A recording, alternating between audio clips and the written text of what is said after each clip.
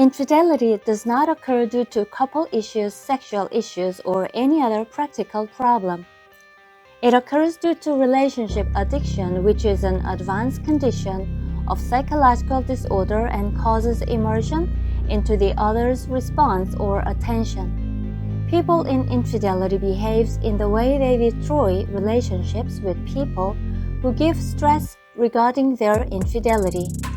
They may act irrationally, become violent, or avoid stressful situations at all costs.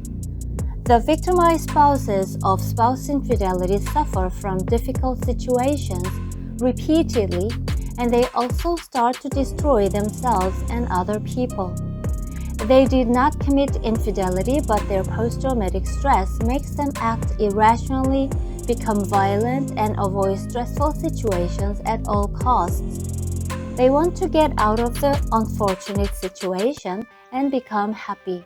However, their condition of post-traumatic stress makes all their efforts result in destruction. Any practical measure they take except the measure to treat their condition in the right way will destroy themselves and their children. It is because people in post-traumatic stress misunderstand that they will become comfortable and happy when they solve the visible problems and usually make wrong decisions. Then efforts made based on post-traumatic stress become efforts to destroy themselves and their family just to feel comfortable temporarily. They end up living for pleasure, avoiding stress and wounds. Their children are neglected and grow with unhealthy psychology. So many people ask what to do when this and that happen in the situation where spouse infidelity is discovered. This is equivalent to asking what to do to destroy themselves and their family. Spouse infidelity cannot be solved by taking any practical measures.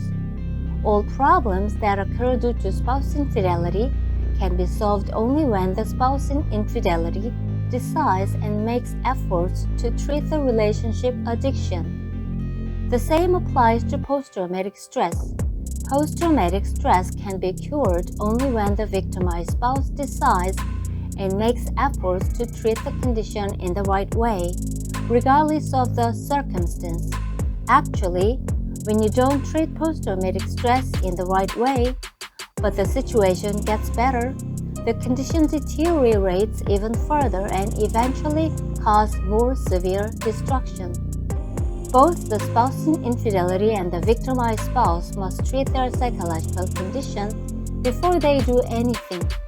First, they must protect themselves and their children by starting KIP treatment program.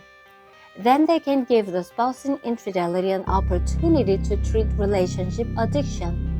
You must make efforts not for destruction but for happiness in a true sense.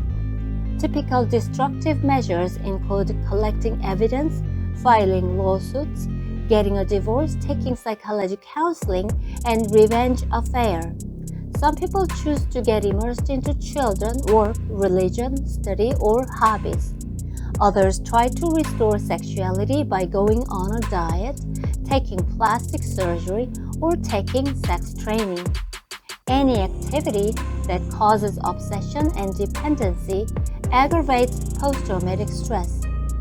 You must also be careful about so-called experts who encourage all these destructive measures. They never take responsibility for dire consequences resulted from their destructive advice. Being deceived and taking their advice only expedites the rate of destruction. Please do not just avoid the pain, but take the right treatment method to treat your psychology and restore happiness in a true sense.